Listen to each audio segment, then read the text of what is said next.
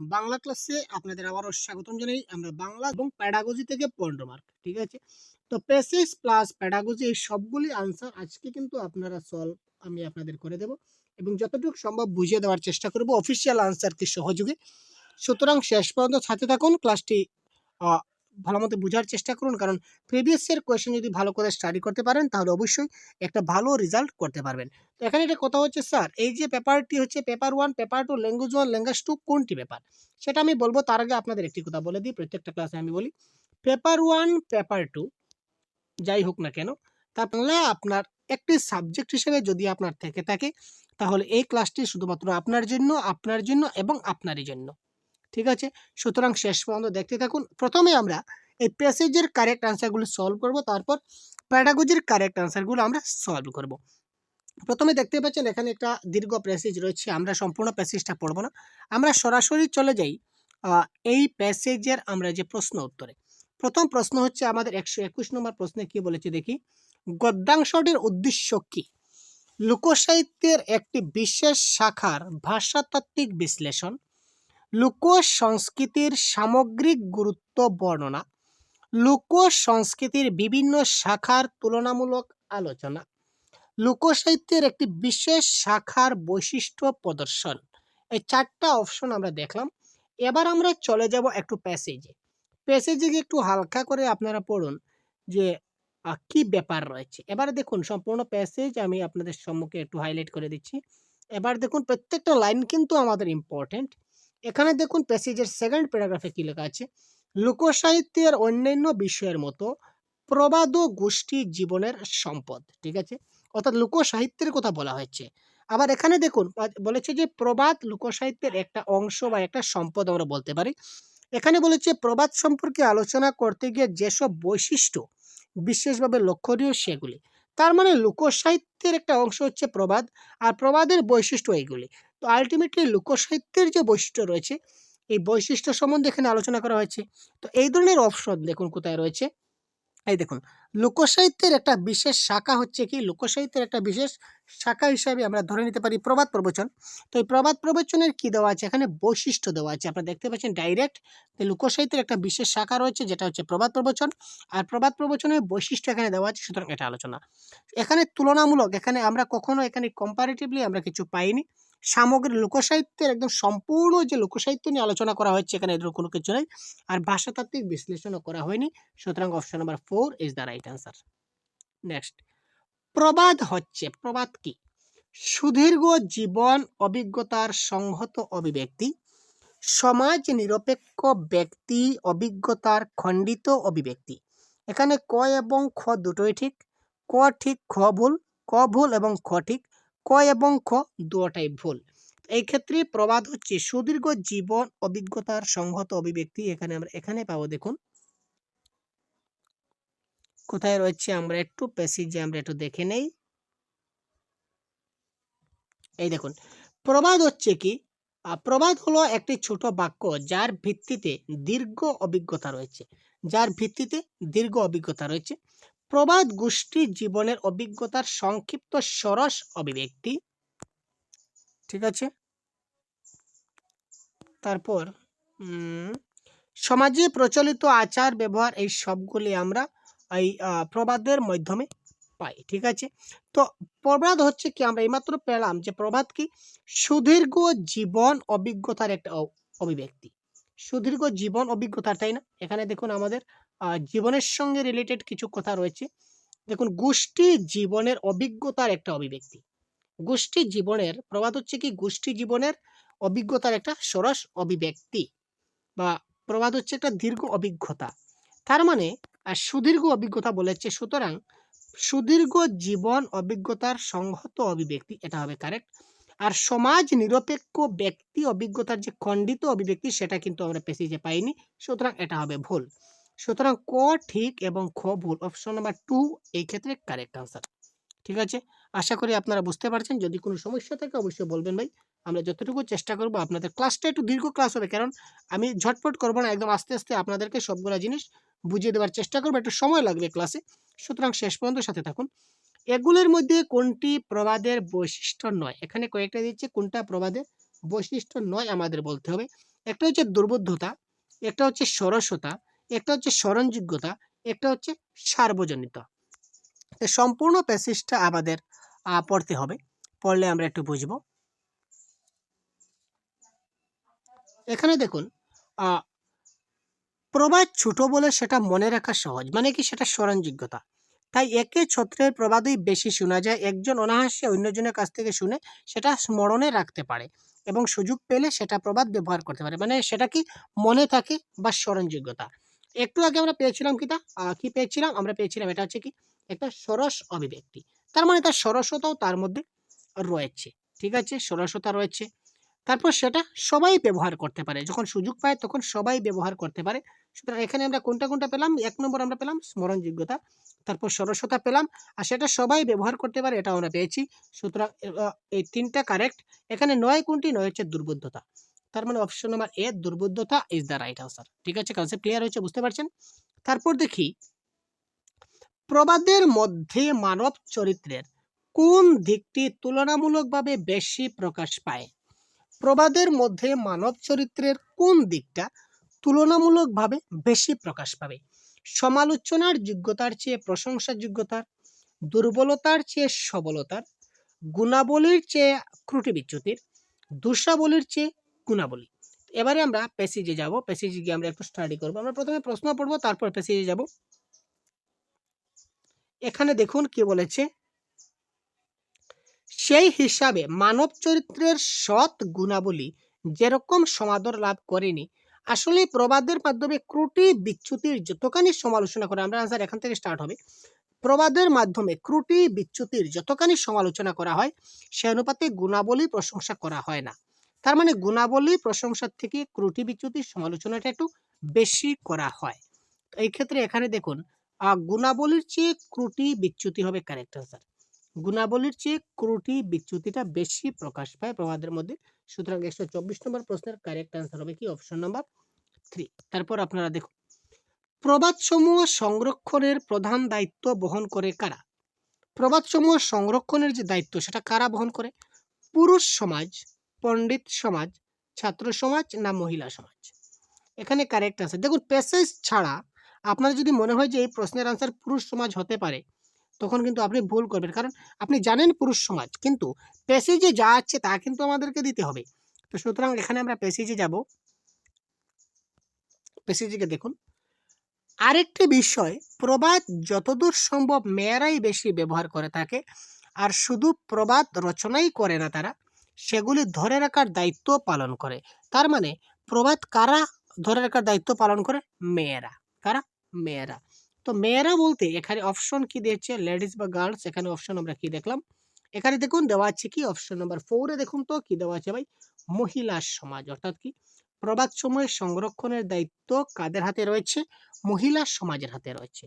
তারপরে দেখুন ১২৬ নম্বর প্রশ্নে কি বলেছে, উল্লেখিত কোন দুটি শব্দ একই সমাসের দৃষ্টান্ত স্বরূপ? নিচের কোন দুইটা শব্দ একই সমাসের দৃষ্টান্ত? লোকসাহিত্য রীতিনীতি, রীতিনীতি এবং স্বভাব চরিত্র, প্রাণ সম্পদ এবং আচার ব্যবহার, সমাজ মানুষ এবং ত্রুটি বিচ্যুতি। এই ক্ষেত্রে আপনাদের সমাজ সম্বন্ধে কিছুটা ধারণা থাকতে হবে, মানে বাংলা গ্রামারের কনসেপ্ট জানতে হবে। তো আমি এখানে সমাজ নিয়ে পুরো ডিটেলস আলোচনা করব না, সমাসের ক্লাস অলরেডি আমাদের চ্যানেলে প্রোভাইড করে দেওয়া আছে, আপনারা দেখে না থাকলে কাইন্ডলি দেখে নেবেন।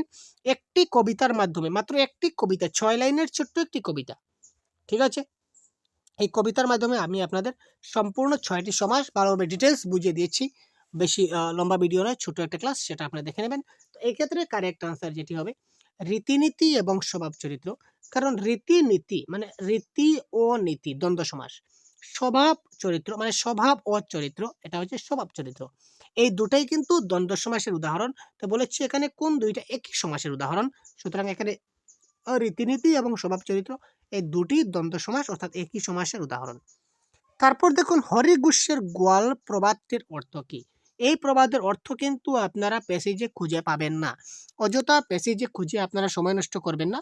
এক কথায় শেষ, ব্যাকরণের যেসব প্রশ্ন আপনাদের পরীক্ষায় আসবে সেটা আপনারা প্যাসেজে খুঁজে অযথা সময় নষ্ট করতে যাবেন না। এটা কারেক্ট অ্যান্সার আপনাকে জানতে হবে ব্যাকরণের প্রশ্নগুলি। তো ১২৭ নম্বরের কারেক্ট আনসার হবে কি অকারণে হই হট্টগোলের জায়গা। অকারণে হই হট্টগোলের জায়গা ইজ দ্য রাইট আনসার। তারপর দেখুন আরেকটা প্যাসেজ দেওয়া আছে, ঠিক আছে, 128 থেকে 135 নম্বরের প্রশ্নগুলো আমরা করব, সেখানে আরেকটা প্যাসেজ দেওয়া আছে। এখানে দেখুন, এখানে আমরা প্রথমে দেখে নিই, উদ্ধৃত গদ্যাংশটি জীবন বিদ্যামূলক, জীবনীমূলক, জীবনাদর্শমূলক না জীবন সমস্যামূলক? এখানে কারেক্ট আনসার কি? এখানে আমরা প্যাসেজটা একটু হালকা করে দেখবেন। রামকৃষ্ণের মতে মানুষের জীবভাব হয়তো তার সৃষ্টি করে ক্ষুদ্র স্বার্থ সৃষ্টির প্রতি আকর্ষণ, বা মনুষ্যত্ব, ঈশ্বরত্ব, জীবভাব, দেবভাব এই দুটি ধারার সমন্বয়ের মাধ্যমে রামকৃষ্ণ দেখেছেন মানবিক গুণ বিকাশের পথে ঈশ্বর প্রকাশিত হচ্ছেন মানব জীবন। অর্থাৎ কি, এখানে শ্রী রামকৃষ্ণদেবের যে জীবনাদর্শ, এটা কিন্তু এখানে প্রকাশ পেয়েছে। রামকৃষ্ণর জীবনাদর্শের মধ্যে কি ছিল? এখানে দেখুন, তিনি যত মত তত পথ, যা নিঃস্বার্থ কর্মের মধ্যে মানুষের মনে অখণ্ড জীবের মধ্যে জাগরণ ঘটায়, তিনি গ্রহণ করেছেন, শ্রদ্ধা করেছেন। মানে শ্রী রামকৃষ্ণর যেটা জীবন আদর্শ, এটা এখানে আলোচনা করা হয়েছে। সুতরাং এটা হচ্ছে কি, এটা কারেক্ট আনসার হবে জীবন আদর্শমূলক। Option number 3 is the right answer. জীবভাব প্রবল হলে কোন বুধের প্রাবল্য ঘটে? জীবভাব যদি প্রবল হয়ে ওঠে, সবচেয়ে বেশি হয়ে ওঠে, তো এখানে বলেছে যে কোন বুধের প্রাবল্য ঘটে? জীবনের ঐক্যবোধের, অখণ্ড মনুষ্যত্ববোধের, নিঃস্বার্থ জীবনবোধের না সংকীর্ণ স্বার্থবোধের? তো 129 নম্বর প্রশ্নের কারেক্ট আনসার কোনটি হবে? এটা আমরা একটু প্যাসেজে আমাদেরকে যেতে হবে। প্যাসেজে গেলে আমরা একটু দেখব কোথায় রয়েছে, আমাদেরকে একটু কিন্তু খুঁজতে হবে। আমি তো কিন্তু আপনাদের সঙ্গেই খুঁজছি। এখানে দেখুন, শ্রী রামকৃষ্ণের মতে মানুষের জীবভাব হয়তো তার সৃষ্টির মধ্যে ক্ষুদ্র স্বার্থ সৃষ্টির প্রতি আকর্ষণ। ক্ষুদ্র স্বার্থ সৃষ্টির প্রতি আকর্ষণ মানে সেটা কি, ছোট্ট স্বার্থ সিদ্ধি। তো ছোট্ট স্বার্থ সিদ্ধি বলতে এখানে আমরা সংকীর্ণ, সংকীর্ণ মানে ছোট বা একেবারে নাই বলতে বোঝানো হয়। সুতরাং এখানে সংকীর্ণ স্বার্থবোধ, এটা কিন্তু এখানে নিঃস্বার্থ বলা হয়নি, ক্ষুদ্র বলেছে, মানে কিছু হলেও আছে, সুতরাং নিঃস্বার্থ হবে না। অখণ্ড না, জীবনের ঐক্যবদ্ধ হলোই না, সুতরাং সংকীর্ণ স্বার্থবোধের প্রাবল্য ঘটে, এটা হবে কারেক্ট আনসার। তারপর দেখুন কোয়েশ্চন নাম্বার 130, শ্রী রামকৃষ্ণর মত বা বিশ্বাস অনুযায়ী যথার্থ মানব ভাবই দেবভাব, যথার্থ মনুষ্যত্বই জীবভাব। 130 নম্বর প্রশ্নের কারেক্ট আনসার কি হবে? যথার্থ মানব ভাবই হচ্ছে কি দেবভাব, আর যথার্থ মনুষ্যত্বই হচ্ছে কি জীবভাব। তো এটা কারেক্ট আনসার কোনটি হবে দেখি।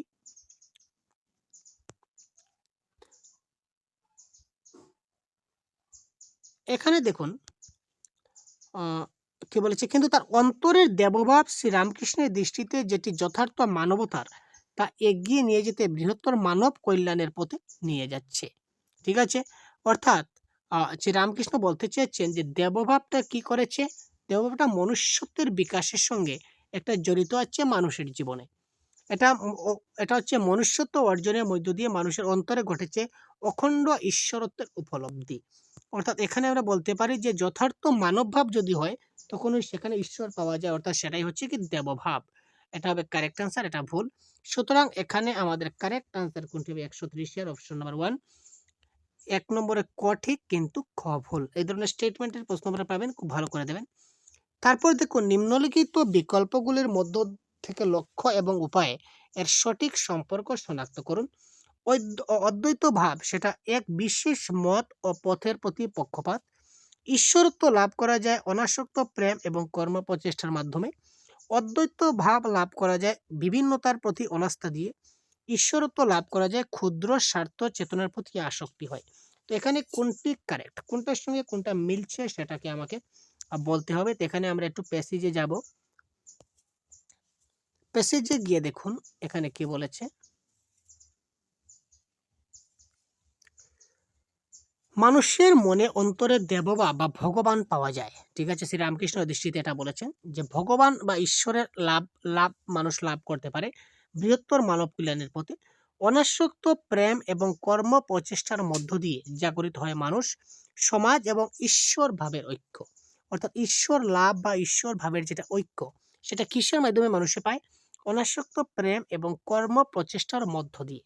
তো এটা কারেক্ট আনসার কোনটা হবে দেখে নিন। এখানে দেখুন, এই দেখুন কি বলেছে, অপশন নাম্বার 2 তে দেওয়া আছে, ঈশ্বরত্ব লাভ করা যায় কিসের মাধ্যমে? অনাসক্ত প্রেম এবং কর্ম প্রচেষ্টার মাধ্যমে ঈশ্বরত্ব লাভ করা যায়। সুতরাং এটা হবে এই ক্ষেত্রে কি কারেক্ট আনসার। তারপর দেখুন শ্রীরামকৃষ্ণের ধর্মবিশ্বাসের মধ্যে কি প্রতিফলিত হয়? সম্ভ্রান্তবাদ, সুবিধাবাদ, স্বাতন্ত্র্যবাদ না সমন্বয়বাদ? এখানে চারটা যে অপশন দেওয়া আছে, চারটা পয়েন্ট, এই চারটা পয়েন্টের মধ্যে কোন পয়েন্টটি আমরা প্যাসেজে পাবো, কোন শব্দটা আমরা পয়েন্টে পাবো? এখানে দেখুন সহজেই এখানে নিচে দেওয়া আছে কি তত্ত্ব মত পথ জীবন আদর্শের মধ্যে ঘটে যথার্থ সমন্বয়। অর্থাৎ এখানে আমরা কি পেলাম? সমন্বয়ের কথা পেলাম। সুতরাং এখানে কারেক্ট আনসার কোনটি হবে? দেখুন সমন্বয়বাদ। কারেক্ট আনসার কি? সমন্বয়বাদ।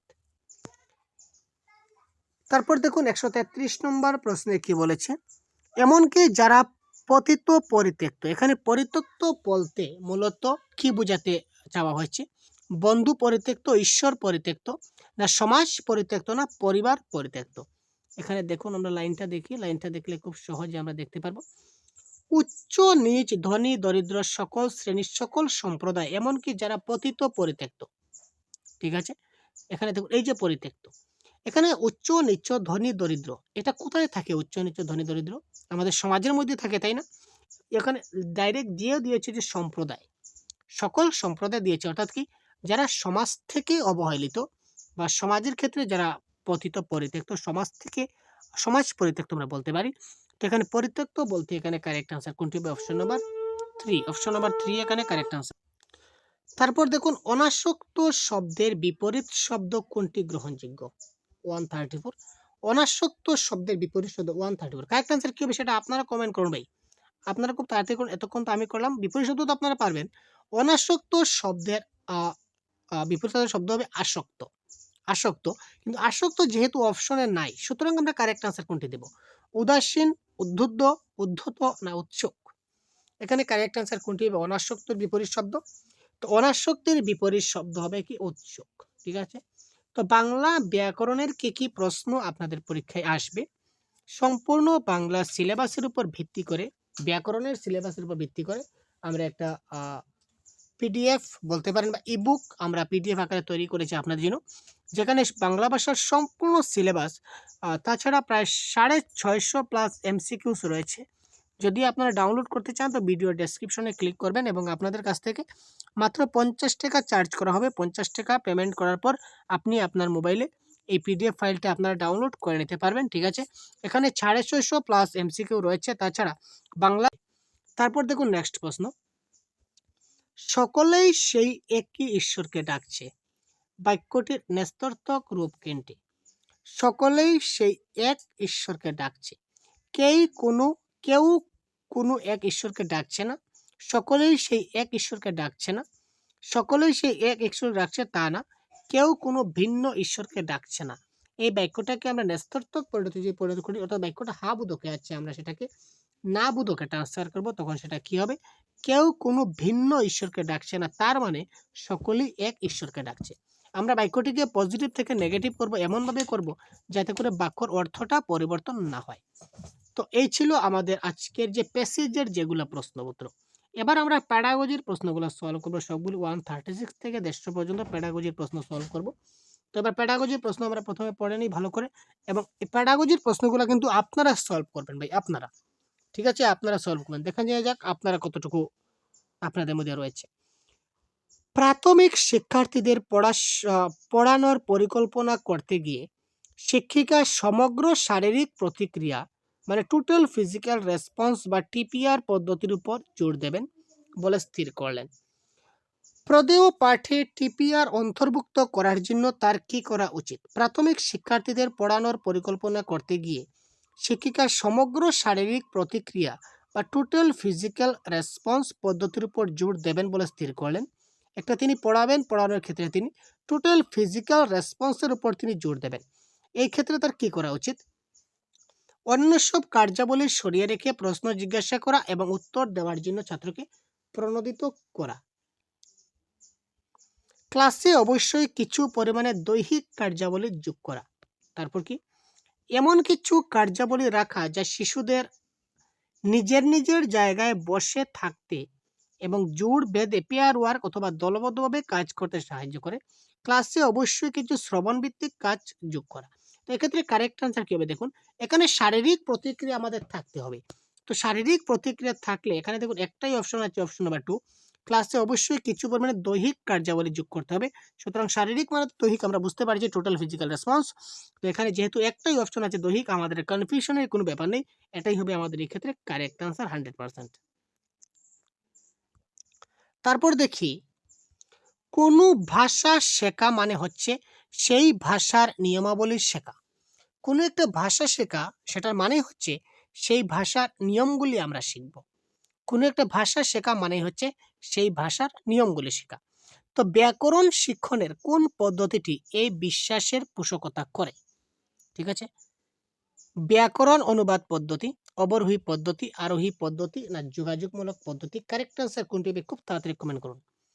কোনো ভাষা শেখাই হচ্ছে সেই ভাষার নিয়মাবলী শেখা। তো ভাষা শেখাই মানে প্রথমে নিয়মগুলি শিখতে হবে। আর নিয়মগুলি আমরা প্রথমে কোথায় শিখি? আমরা প্রথমে অবরোহী পদ্ধতি শিখি ব্যাকরণ শিক্ষণের ক্ষেত্রে। সুতরাং এটা কারেক্ট আনসার হবে অবরোহী বা ডিডাকটিভ মেথড। শিক্ষক পঞ্চম শ্রেণীর শিক্ষার্থীদের স্বাধীন লিখন বা ফ্রি রাইটিং এর কাজ দেবার পরিকল্পনা করেন। একজন শিক্ষক ভাবলেন যে আমি আমার শিক্ষার্থীদের স্বাধীন লিখন বা ফ্রি রাইটিং এর কাজ দেব। তিনি পরিকল্পনা করলেন যে আমার শিক্ষার্থীদের আমি ফ্রি রাইটিং এর কাজ দেব।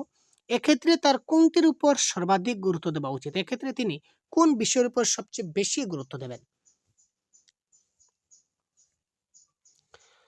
শিক্ষার্থীদের হাতের লেখার উপর।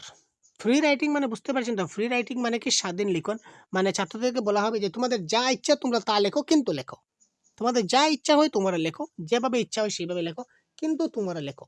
এই ক্ষেত্রে শিক্ষক কি করতে পারেন, কিসের উপর গুরুত্ব দেবেন? শিক্ষার্থীদের হাতের লেখার উপর, মানে কার কতটুকু লেখা হ্যান্ডরাইটিং সুন্দর হয়েছে সেটার উপর তিনি দৃষ্টি দেবেন। তারপর বলেছে আদেহ বা যথার্থতার উপর, কন্টেন্টের উপর তিনি যথার্থ জোর দেবেন।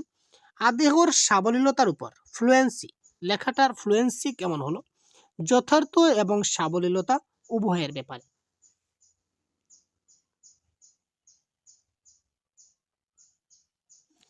এই ক্ষেত্রে কারেক্ট আনসার আমরা হবে অপশন নাম্বার 3, আদেহের অর্থাৎ সাবলীলতার উপরে সেটা জোর দেওয়া হবে। তারপর দেখুন 139 প্রশ্নে কি বলেছে, টপ ডাউনের অর্থ হচ্ছে সামগ্রিক অর্থবোধের উপস্থাপনা। টপ ডাউন কথার অর্থ হচ্ছে কি সামগ্রিক অর্থবোধের উপস্থাপনা। এবং বটম আপের অর্থ কি? তো এই ক্ষেত্রে বটম আপের অর্থ কি? ছোট ছোট উত্তরমূলক প্রশ্ন জিজ্ঞাসার উপর গুরুত্ব দেওয়া। টপ ডাউন যদি সামগ্রিক অর্থবোধের উপস্থাপনা হয় তাহলে বটম আপ কি? ছোট ছোট উত্তরমূলক প্রশ্ন জিজ্ঞাসা, মানে এমসিকিউ টাইপের কোয়েশ্চনগুলো। এমসিকিউ যদি না বলেন তাহলে 1 মার্কেরও বলতে পারেন। ঠিক আছে, 1 মার্কের প্রশ্ন, ছোট ছোট প্রশ্ন। পাঠ্যবস্তু ও বিমূর্ত ধারণাগুলির উপর গুরুত্ব, এখানে বিমূর্ত ধারণা দিতে হবে। আমরা বটম আপে কখনো মানে বিমূর্ত দেওয়া হয় সেই ধরনের কোনো কথা নয়। প্রি রিডিং এর উপর গুরুত্ব প্রদান, আমরা পড়লামই না, পড়ার আগেই আমরা রিডিং এর সম্বন্ধে গুরুত্ব কি করে দেব, সেটা হলো না। পাঠের অন্তর্গত শব্দ এবং শব্দ গুচ্ছগুলির উপর গুরুত্ব প্রদান। বটম আপ মানে ছোট থেকে বড় যাব। প্রথমে শব্দ, প্রথমে বর্ণ, ঠিক আছে, সবার প্রথমে বর্ণ বুঝতে হবে, তারপর অক্ষর বুঝতে হবে। তারপর আপনারা বলবেন যে বর্ণ এবং অক্ষর তো সেম, কিন্তু বর্ণ এবং অক্ষর কিন্তু আসলে সমান না। আপনারা যদি আমার ছন্দের ক্লাসটি দেখে থাকেন, ছন্দ এবং অলংকার কিন্তু প্রত্যেক পরীক্ষায় আসে। ছন্দ এবং অলংকারের ছন্দের ক্লাসটি যদি দেখেন তাহলে বুঝতে পারবেন বর্ণ এবং অক্ষর কিন্তু এক জিনিস নয়। তো প্রথমে তাদেরকে বর্ণ শিখতে হবে, অত ছোট থেকে বড় আকারে যাবে আর কি। প্রথমে বর্ণ শিখবে, তারপর অক্ষর শিখবে, তারপর শব্দ শিখবে, তারপর শব্দাংশ শিখবে। ঠিক আছে, তারপর কতগুলি শব্দ মিলে একটা বাক্য লিখবে, তারপর কতগুলা বাক্য লিখবে, তখন একটা প্যারাগ্রাফ হয়ে যাবে, তারপর একটা স্টোরি হয়ে যাবে, তারপর একটা বই হয়ে যাবে। তো এটা হচ্ছে ছোট থেকে বড়, এটা হচ্ছে কি বটম আপের অ্যাপ্রোচের মেথড। সুতরাং পাঠের অন্তর্গত শব্দ এবং শব্দ গুচ্ছগুলির উপর গুরুত্ব প্রদান 139 এর কারেক্ট আনসার।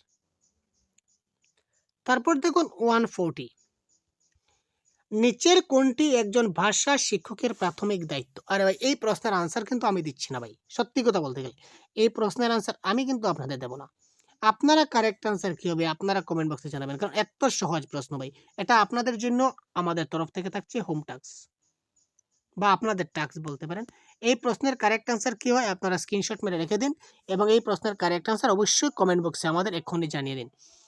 নিচের কোনটি একজন ভাষা শিক্ষকের প্রাথমিক দায়িত্ব? শিক্ষার্থীদের পাঠ দান করা এবং পড়ানো, শিক্ষার্থীদের যোগাযোগমূলক প্রয়োজনগুলি শনাক্ত করা, তার কি যোগাযোগ রয়েছে, তার প্রয়োজন কি রয়েছে সেগুলি চিহ্নিত করা, শিক্ষণের উপযোগী আদেহ বা বিষয় নির্বাচন করা, শিক্ষার্থীদের বিভিন্ন শ্রেণীতে বর্গীকৃত করা। ভাষা শিক্ষকের প্রাথমিক দায়িত্ব কি? এই 4টা অপশনের মধ্যে কোনটা কারেক্ট আনসার হবে আপনারা অবশ্যই কমেন্ট বক্সে জানাবেন। নেক্সট প্রশ্নে আমরা যাচ্ছি। একটি ছোট্ট শিশু একটি বই হাতে তুলে নিল, সেই বইটাকে উল্টে ধরলো এবং পৃষ্ঠাগুলি উল্টাতে শুরু করলো। এটা কি?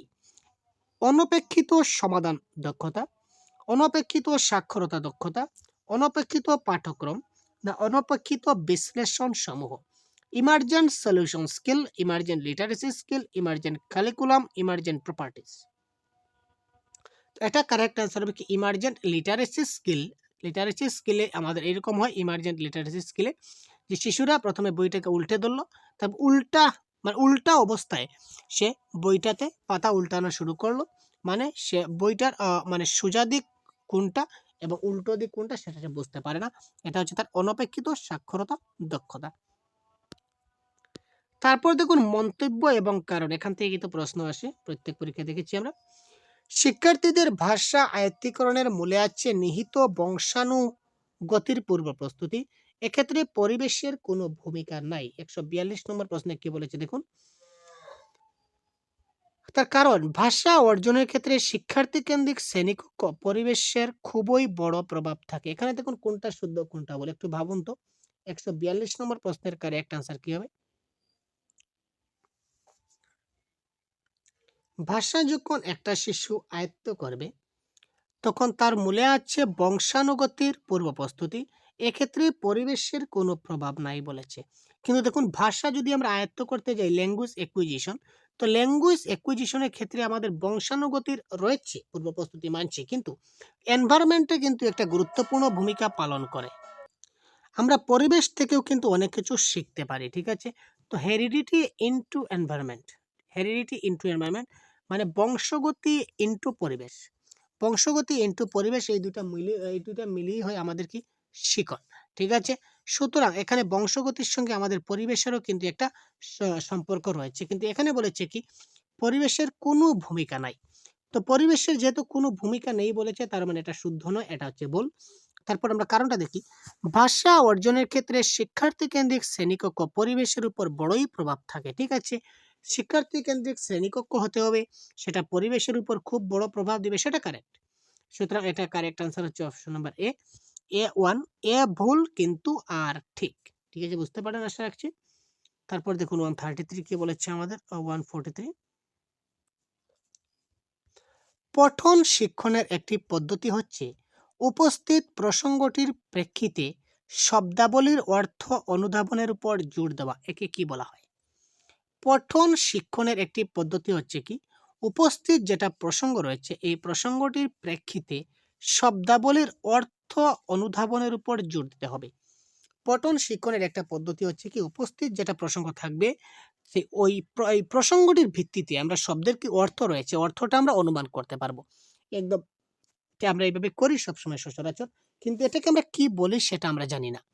সাংগঠনিক পদ্ধতি, যোগাযোগমূলক পদ্ধতি, গোড়া থেকে ঊর্ধ্বমুখী বা বটম আপ পদ্ধতি, ছোট থেকে বড়, তারপর সমগ্র ভাষা পদ্ধতি। এটা কারেক্ট আনসার কি হবে? 143। আপনারা কমেন্ট করছেন ভাই, কি হলো ভাই? কারেক্ট আনসার কি হবে? আরে ভাই আপনারা কমেন্ট করছেন না, কারেক্ট আনসার কি হবে? আপনাদের কমেন্ট করতে হবে তো। আপনারা যদি কারেক্ট আনসার না বলেন আমি একলাই বলে যাবো, তো সে কি করে সম্ভব ভাই? লার্নিং এবং শিখন দুতরফা হতে হবে ভাই, শিক্ষক এবং ছাত্র। আপনারা শিখছেন কিছু না কিছু, তার মধ্যে আপনাকেও রেসপন্স করতে হবে, তাই না? আপনি যদি একটু রেসপন্সই না করেন তাহলে আর কিসের কি হলো ভাই? কারেক্ট আনসার কি হবে? 143। তারা ধার কমেন্ট করবে, কি হলো? আমরা যেটা শিখবো শিখনের ক্ষেত্রে যে প্রসঙ্গ অনুযায়ী কিন্তু সেই শব্দের অর্থগুলা পরিবর্তন হয়, অনেক শব্দের অনেক পরিবর্তন হয়, তাই না?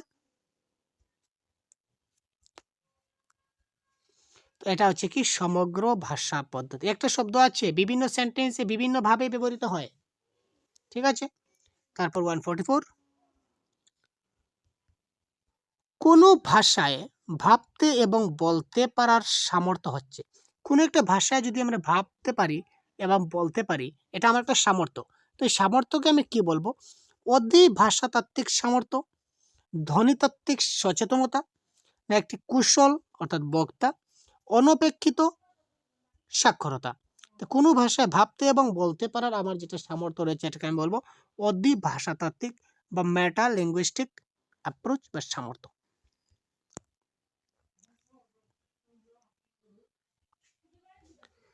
এক মা তার দ্বিতীয় শ্রেণীর শিশুর শিক্ষিকাকে বললেন যে তিনি লক্ষ্য করেছেন তার শিশু সন্তানটি মাঝে মধ্যে এমন সব কথা বলছে যা পরিবারের বড়দের বা অন্য সন্তানদের মুখে শুনেনি। এটা কিভাবে সম্ভব? প্রশ্নটির যথাযথ উত্তর কোনটি হবে? দেখুন, একটা মা লক্ষ্য করলেন যে তার দ্বিতীয় শ্রেণীর একটা শিশুর যে শিক্ষিকা তাকে বললেন, তিনি লক্ষ্য করলেন যে তার শিশু সন্তানটি মাঝে মাঝে এমন সব কথা বলে যেটা সে পরিবারের বড়দের বা অন্য কারো কাছ থেকে সে কখনো শুনেনি, কিন্তু সেটা বলে। এই প্রশ্নের যথাযথ উত্তর কোনটি? গঠন বা নির্মাণবাদী পদ্ধতি অনুযায়ী শিশুরা নতুন ভাষা আবিষ্কার করতে সক্ষম হয়। শিশুরা নতুন ভাষা আবিষ্কার করতে পারে। শিশুরা কেবলমাত্র অনুকরণের মাধ্যমেই ভাষা শেখে। মানব মস্তিষ্ক আভ্যন্তরীণভাবেই ভাষা শিখনের জন্য প্রস্তুত থাকে। আমরা যখন শিশুদের ভাষা বিকাশের ক্ষমতাকে জোরদার করে তুলি তখন সে ভাষা শেখে। তো কোয়েশ্চন নাম্বার 145 কারেক্ট আনসার কি হবে বলুন তো?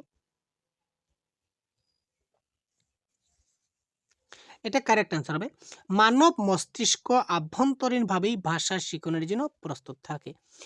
প্যাডাগজির ভাষায় কেবলমাত্র শব্দটা আবার সবসময় নেগেটিভ, এবং ছোট্ট শিশুরা, একদম ছোট্ট শিশু ভাবুন, সে কি নতুন ভাষা আবিষ্কার করতে পারবে? মোটেই না।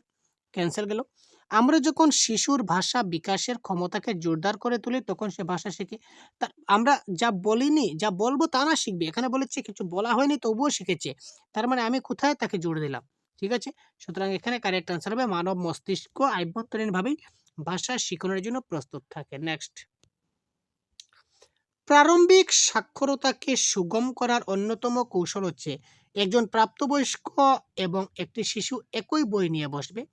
সেখানে প্রাপ্তবয়স্ক শিশুটিকে প্রশ্ন করবে এবং কথা বলার জন্য প্রোৎসাহিত করবে।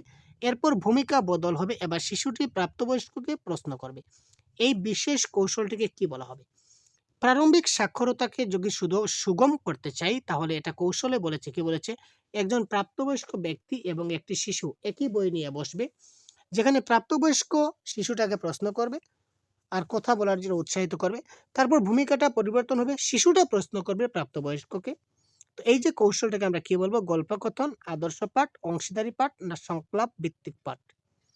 Story telling, model reading, shared reading না ডায়লগ রিডিং? তো এটা 146 প্রশ্নের কারেক্ট আনসার কি হয়ে যাবে? খুব তাড়াতাড়ি কমেন্ট করুন।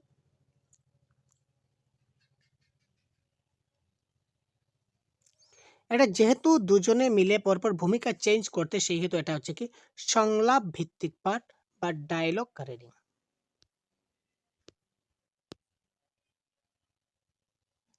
শিক্ষক শিক্ষার্থীর শ্রবণ দক্ষতার বিকাশ ঘটাতে পারেন। একজন শিক্ষক শিক্ষার্থীর শ্রবণ দক্ষতার বিকাশ ঘটাতে পারেন কিভাবে?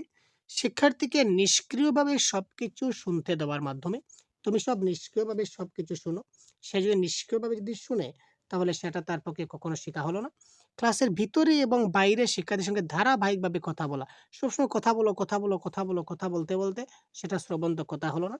অন্যান্য দক্ষতার সঙ্গে যুক্ত না করে কেবল, আমি আগে বলেছিলাম কেবল থাকলেই কেটে দেবেন। এবার দেখুন কারেক্ট আনসার 3টা কাটলাম, আলটিমেটলি অপশন 4 কারেক্ট হবেই হবে। শিক্ষার্থীকে বিভিন্ন সূত্র মানে কি বিভিন্ন বিভিন্ন সোর্সেস থেকে এবং লোকজনদের কথাবার্তা শোনার এবং শ্রবণ ভিত্তিক কার্যাবলীতে নিযুক্ত হওয়ার জন্য সুযোগ সৃষ্টি করতে হবে, তাকে অপরচুনিটি দিতে হবে, সুযোগ দিতে হবে। সুতরাং option number 4 is the right answer. তারপর দেখুন আরেকটা মন্তব্য এবং কারণ আসছে, কি দেওয়া আছে? প্রাথমিক স্তরে ভাষাগত নির্ভুলতা বা শুদ্ধতার গুরুত্ব সবচেয়ে বেশি। তার কারণ হচ্ছে কি ব্যাকরণ প্রাথমিক পাঠ্যক্রমের একটি অবিচ্ছেদ্য অংশ।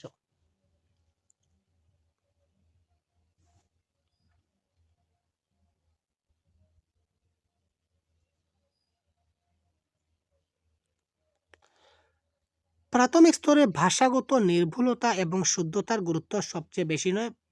সেটা প্রাথমিক স্তরে ভাষাগত নির্ভুলতা আমরা কেমন করে করতে পারবো? ভাষাগত ভুলও তো হতে পারে প্রাথমিকভাবে। সুতরাং সেটা হলো না।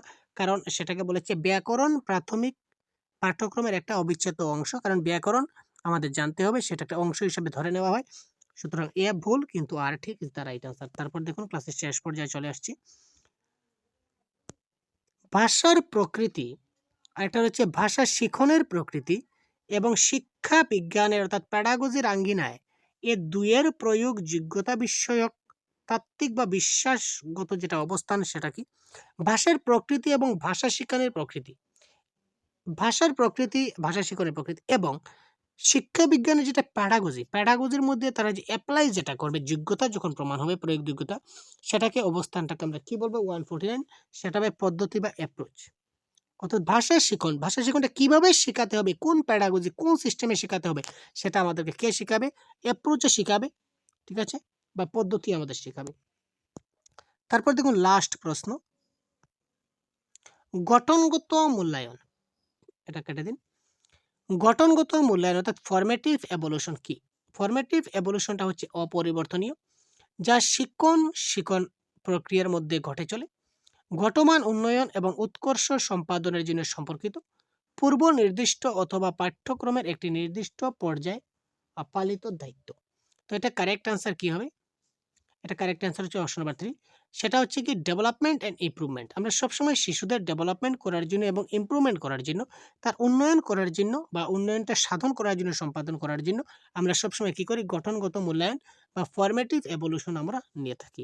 তো এই ছিল আজকের ক্লাসের টোটাল 30টি প্রশ্ন। তো এই ধরনের ক্লাস আপনারা পরবর্তী সময় আরও অনেকগুলো পাবেন। সুতরাং আমাদের চ্যানেলটি এখনই সাবস্ক্রাইব করে সাথে থাকুন এবং ভিডিওটি ভালো লাগলে অবশ্যই লাইক একটি অবশ্যই করে দেবেন।